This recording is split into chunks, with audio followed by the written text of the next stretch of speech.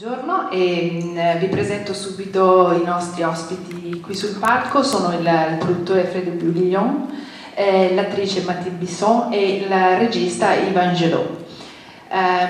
Attendo le vostre domande e vorrei cominciare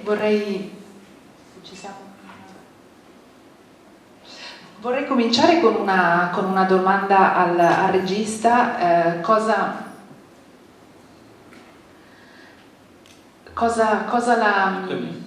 la interessava di questa storia e credo non sia casuale il fatto che i genitori adottivi che appunto trovano casualmente la madre biologica del loro figlio adottivo siano un giudice e un avvocato. Quindi se ci racconta, ecco, cosa l'ha colpita di questa storia e il rapporto dei lavori dei due protagonisti rispetto a questa storia.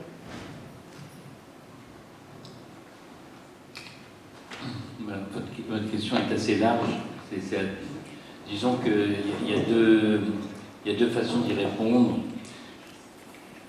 J'ai pas voulu au départ faire. Enfin, le départ du film, c'était l'histoire. Effectivement, le point de départ, c'était la mère, un enfant adopté, et la mère adoptive rencontre la mère biologique. Ça, c'était le point de départ. Donc, on peut supposer que c'était un film là-dessus, qui était basé là-dessus. Et en fait, disons que le point de départ sert à traiter d'un certain nombre de thématiques. La première étant tout ce qui tourne autour de la vérité ou du mensonge. Mensonge dans le fait de ne pas dire la vérité ou mensonge dans le vrai sens du terme. L'histoire est placée dans un milieu juridique parce que aussi ces gens-là sont confrontés quotidiennement à ces deux notions de vérité et de mensonge. Où est la vérité dans une affaire judiciaire? Où commence le mensonge? Et oui, je trouvais intéressant de confronter un couple de magistrats, justement confronté personnellement à cette histoire de vérité ou de mensonge. C'est-à-dire quand la vérité se confronte personnellement à la réalité de nos relations, la réalité de cet enfant, la réalité de cette famille, d'une certaine façon. Voilà, c'était un peu ça. Ça tournait autour de cette notion de où se situe la vérité, qu'est-ce que veut dire la vérité, puisque quelque part les personnages finissent par, enfin le personnage de l'avocat finit par mourir de la façon la plus absurde qui soit, puisqu'il a été forcé de mentir alors qu'il ne cessait de vouloir dire la vérité. C'est dans le film se situe certainement dans cette contradiction-là aussi.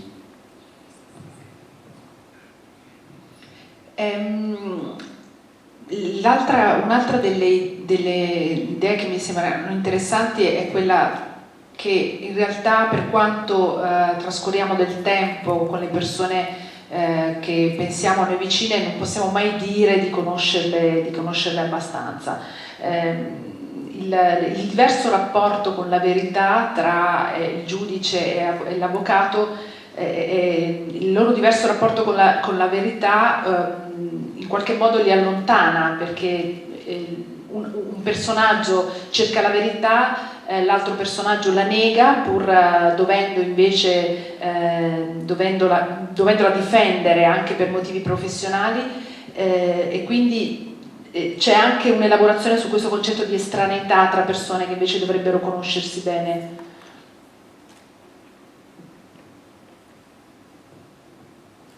Ça pourrait être la notion, l'interrogation, que sait-on vraiment de l'autre, même si l'autre est une personne extrêmement intime, extrêmement proche. Que sait-on de l'autre dans la relation amoureuse, que sait-on de l'autre dans la relation professionnelle, etc., etc. Bien entendu, il y a toutes ces strates de faces cachées. On ne sait rien des autres, en vérité. Et peut-être qu'aussi ce genre d'histoire révèle la connaissance de soi-même, d'une certaine façon. Mais vous avez vu le film. Ce que je voulais dire aussi, c'était ce qui m'a intéressé après, hein, évidemment, dans la réalisation du film, c'est de traiter cette notion de vérité et de mensonge à travers le cinéma. Je me suis toujours posé la question, dans l'histoire du cinéma, de ce qu'est la manipulation. Parce qu'en vérité, une mise en scène, qu'est-ce que c'est? Sinon manipuler le spectateur dans le sens où on veut l'amener. Dans l'ordonnancement des plans, dans la composition des plans, dans tous les paramètres du cinéma, il y a manipulation. C'est-à-dire qu'on force le spectateur à aller quelque part. Et j'ai souvent réfléchi à cette notion de langage du cinéma, de grammaire du cinéma. Qu'est-ce que c'est que la grammaire du cinéma, sinon, d'une certaine façon, manipuler. Et manipuler, c'est aussi s'écarter un peu de la vérité. C'est-à-dire ne pas être confronté à une vérité immédiate, mais détourner un tout petit peu, dans le sens cinématographique du terme, la vérité. Et c'est pour ça, quand cette idée m'est apparue de vérité-mensonge dans ce milieu d'avocats, à propos d'une relation très affective, puisqu'un fils adoptif, c'est une relation évidemment... ça touche à des choses, des affects qui ne sont pas... où la pensée n'a pas vraiment de place, tellement l'affect est fort. Je trouvais qu'il fallait tourner le film d'une autre manière que la manipulation. C'est pour ça que le film est tourné de cette façon. C'est-à-dire que les séquences sont tournées d'un bloc et que la caméra, elle ne manipule pas, elle essaye de reproduire ce qu'elle ressent à travers le jeu des personnages. Et c'était aussi, malgré tout, une chose qui m'intéressait beaucoup, enfin qui m'a intéressé beaucoup, tout au moins au niveau du tournage. Lei ha dichiarato che il personaggio di Juliette è in qualche modo ispirato alle donne di Simenon. Se ci può raccontare questo, e vorrei sentire anche Matilde su questo come avete lavorato alla costruzione del personaggio, che in qualche modo anche lei esercita un potere come tutti gli altri protagonisti. Oui, non, l'héroïne de Simenon, c'est parce qu'elle s'inscrit dans une forme de fatalité. C'est la femme qui conduit à une destinée fatale, disons. La femme, chez Simenon, c'est toujours un héros tragique. Et c'est vrai qu'il y a beaucoup d'héroïnes chez Simenon, telles que peut apparaître cette femme. C'est-à-dire une femme qui est là, qui traîne dans les rues, qui rencontre des hommes, qui reste avec des hommes, des femmes assez insaisissables, très difficiles à cerner, à sentir, extrêmement sensibles, beaucoup plus sensibles qu'elles ne laissent paraître, et à la fois très distantes, c'est-à-dire avoir une espèce de distance. Les personnages chez Simenon, enfin chez les femmes notamment, c'est ça. Il y a cette distance qui est presque infranchissable. On a du mal à aller vers, tellement il y a un mystère derrière cette figure. Et oui, c'est une figure mystérieuse. Et cette femme, oui, bien sûr, parce que disons qu'elle a un destin assez, sinon tragique, du moins très perturbé. Elle est enceinte très tôt, elle accouche sous X, elle laisse l'enfant, et puis après c'est une errance, visiblement, une errance comme ça dans la vie à travers quelques hommes. Et il y a cette notion d'errance aussi chez les personnages de Simenon. C'est pour ça que je parlais de Simenon. En plus, elle est blonde, une grande blonde, très, oui, assez insaisissable. Assez mystérieuse, assez dérangeante, à cause de son côté mystérieux et aussi insaisissable. D'ailleurs, le personnage de l'avocat qui la rencontre d'abord pour la connaître par curiosité, et puis ensuite qui, je crois, qu'il n'a aucun sentiment pour elle. C'est le genre de femme dont il s'écarte volontiers. Et pourtant, il y a pas vraiment une fascination, mais ils ont quelque chose qui accroche. Et dans les personnages de Simenon, il y a toujours ça. Il y a cette femme qui, on sait très bien qu'il faut s'en éloigner, et comme un aimant, on y revient.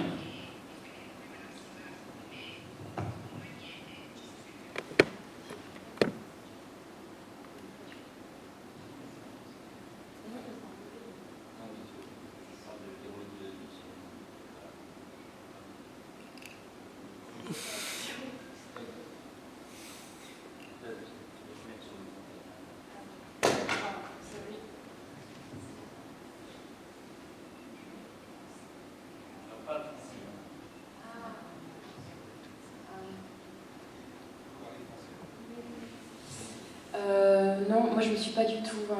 Avec Yves, en fait, on n'a pas du tout parlé de ce personnage de Simone. Donc, non, après, on voulait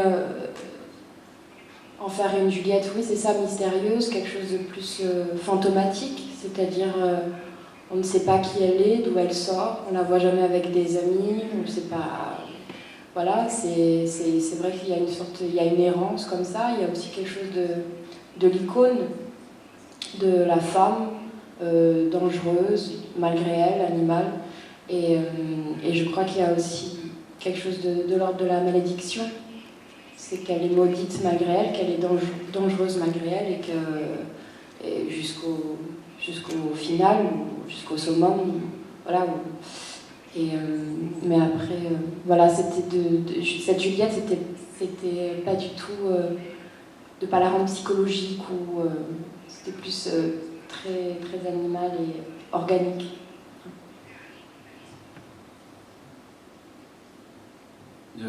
Oui, non, mais par rapport à... Je reviens sur cette notion de mensonge. C'est vrai que le mensonge, tel qu'il est traité scénaristiquement, il va très loin, puisque par le mensonge, il y a inceste, et l'inceste ignoré de chacun des personnages. Donc ils sont eux-mêmes dans le mensonge de ce qu'ils font. Donc c'est presque une image renversée du mensonge dans la chose la plus perverse qui soit, d'une certaine façon. Ma avete mai pensato a un finale diverso? E vorrei sentire anche Frédéric su questo, cosa l'ha catturato di questa storia, appunto, se avete provato a immaginare un finale diverso. O questo era l'unico finale possibile? Sûrement pas la seule fin possible, parce que ça a été un long débat au moment de l'écriture du scénario. C'était celle en tout cas qui correspondait le mieux au déroulement psychologique des différents personnages, et toutes les autres qui auraient pu paraître finalement plus classiques et plus faciles quelque part pour terminer le film auraient dévoyé cette logique. Je pense que le film, il est... tout à l'heure Mathilde parlait d'animalité, mais en fait le personnage de la juge est aussi... le drame va démarrer sur une réaction très animale qui est de préserver la relation à l'enfant, et qui est voilà, structurellement animale. Donc finalement, je pense qu'il y avait toute la cohérence du film s'est trouvée à nous amener à cette fin plus qu'on y a réfléchi. Elle allait naturellement jusqu'à ce drame, enfin à ces drames. La fin, vous parlez de l'inceste ou vous parlez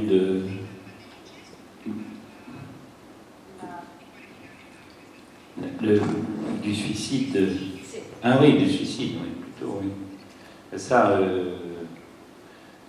oui, d'abord, c'est une fin assez logique, puisqu'elle obéit un peu à la tragédie classique, donc il y a cette fin qui revient sur elle-même, puisque le film démarre sur quelqu'un qui va se suicider, et le film se clôt de la même façon, et devant la mer. Je ne sais pas s'il pouvait y avoir une autre fin, parce que l'autre fin, ça aurait pu être... Si, il avait été envisagé, mais dans un tout autre ordre d'idée et de nature de film aussi, que ce qui est sublimé dans le film, c'est-à-dire que l'image de cet avocat, quand il est pris au piège par sa femme, par son mensonge qu'il ne voulait même pas, imagine dans ses pensées tuer cette femme, c'est-à-dire s'en débarrasser. C'est d'une certaine façon ce que fait la juge. Elle ne la tue pas, bien sûr, mais elle s'en débarrasse, elle l'écarte, elle l'éloigne. Et donc, il pouvait y avoir effectivement cette idée que ces hommes de loi pouvaient aller jusqu'au meurtre pour effacer et continuer la vie comme elle était auparavant, comme quand cette femme existait, mais en fait, ils ne le savaient pas. Voilà, ça c'est... je pense que ça a orienté le film vers... je sais pas, on n'a pas gardé ça longtemps, vers quelque chose de très... d'abord de beaucoup plus psychologique et de moins tragique, d'une certaine façon. Puisqu'il n'y a pas trop de manichéisme dans le film. Je ne sais pas si on aime un personnage ou un autre, on n'aime personne en fait, peut-être. C'est pas des personnages qui sont dans l'empathie du spectateur, à part peut-être l'avocat et cette femme dont le déroulé, en fait, au fur et à mesure que se prolonge le film, peut se modifier, mais disons, il n'y a forcément pas d'empathie naturelle chez aucun des personnages. Ci racconta delle riprese sulla nave, perché naturalmente la nave acquista una valenza di luogo metaforico, insomma è il luogo quasi della resa dei conti. Come avete girato? Era una reale crociera? Ecco, vorrei sapere un po' come avete girato quella parte del film. Oui, la métaphore, évidemment, elle est tellement là qu'elle ne peut pas passer inaperçue. C'est ce lieu clos entouré de la mer. Dans une histoire comme celle-là, c'est assez clair. Et l'idée de finir le film sur le bateau, c'était dès le départ du synopsis du film. Elle y était déjà dès le départ.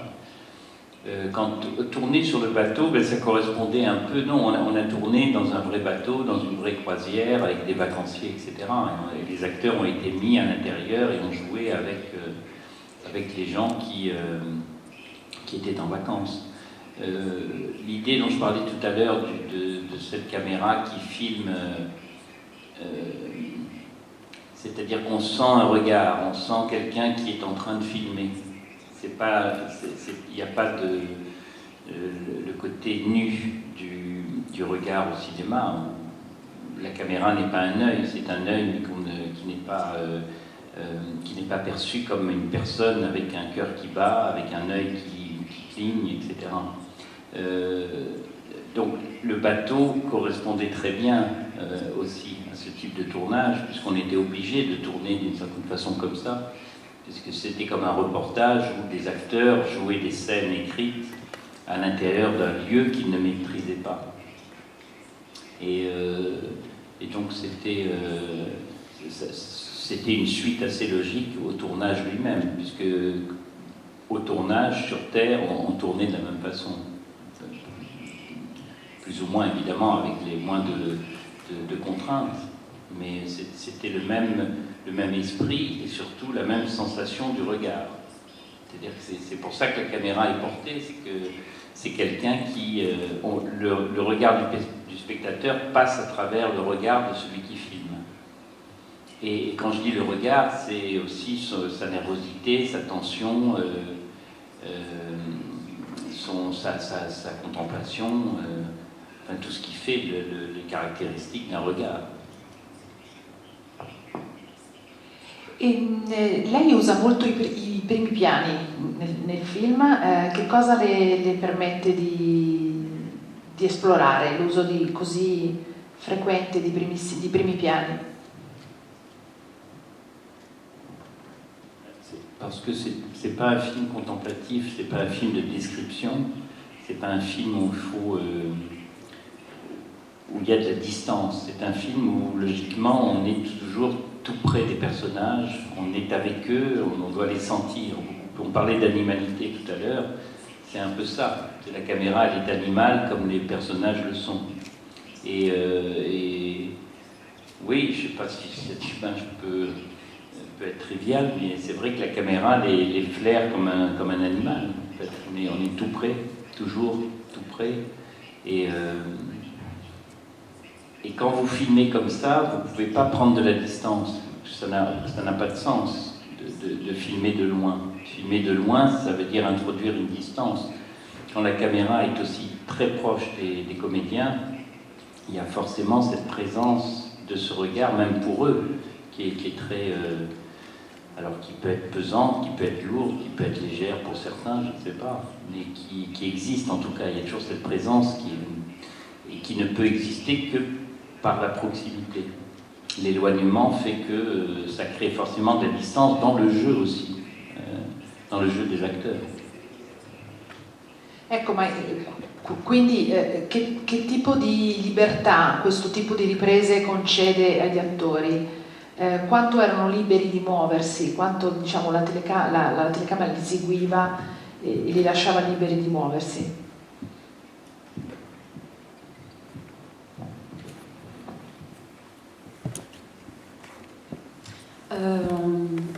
On était totalement libre. En fait, je pense que c'était Yves qui, avec sa caméra et son regard, qui nous suivait. Mais oui, c'est-à-dire il y a eu beaucoup de surprises avec Yves, on ne savait pas ce qui allait se passer. C'est-à-dire on n'a jamais dit cette scène, il faut la jouer comme ça, ce sera comme ça. On était à chaque fois surpris de ce qui pouvait arriver. Et c'était souvent à l'encontre de ce qui était écrit, par exemple. Une scène de colère ou tout ça, c'était parfois c'était autre chose, on était surpris. Et voilà. Non, on était libre un peu. Oui, non, mais quand on est caméra à la main, comme ça, le tournage est forcément différent et différent pour les acteurs, parce qu'il n'y a pas de prévision dans le plan. C'est-à-dire que l'acteur ne sait pas ce que la caméra va faire, comment il va être filmé, où elle sera. Donc, il y a une mise en place avec les acteurs, bien sûr, de la scène, mais sans la caméra. Et une fois que cette mise en place est faite, la caméra est prise, et puis on le filme par rapport à la sensation, beaucoup plus que par rapport à la pensée. C'est le ressenti beaucoup plus que la pensée préalable. Et les acteurs, effectivement, il n'y a pas de marque, il n'y a pas d'obligation pour l'acteur de respecter de contraintes à la fois gestuelles, à la fois rythmiques, à la fois de position aussi. Et il y a une liberté, mais qui est une liberté qui n'est pas... c'est une liberté physique qui, en fait, dans la plupart des décors, l'acteur ne prend pas trop, mais ça induit, pour moi en tout cas, je trouve, ça induit une liberté naturelle et inconsciente dans le jeu. Le fait d'être libéré du carcan physique, d'aller là ou là ou là, ou même de répéter la scène par rapport à une caméra, ça donne forcément, je crois, une liberté de jeu. Dans quelle mesure, ça je ne peux pas le dire, mais c'est sûr que l'acteur a une autre sensation de son corps et de ce qu'il a joué quand la caméra est aussi imprévisible. E perché ha deciso di non usare la musica nel film?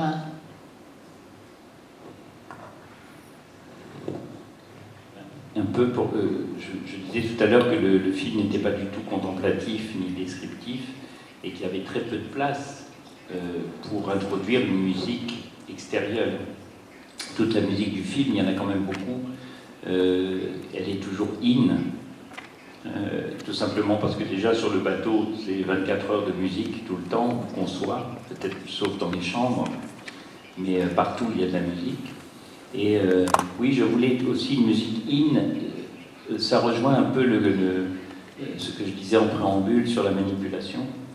C'est que, voilà, la musique manipule aussi, émotionnellement, elle manipule le spectateur, c'est-à-dire qu'elle porte, elle supporte, elle engendre des affects qui fait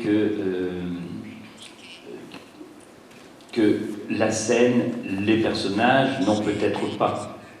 elle accompagne et elle souligne des choses qui n'existent peut-être pas. Donc c'est une manipulation. Voilà, ça rentrait aussi dans ce cas, donc, dans cette logique de perspective globale du film. Il y a juste 2 moments de musique ajoutés qui durent très peu, c'est 2 fois de 15 secondes et c'est tout.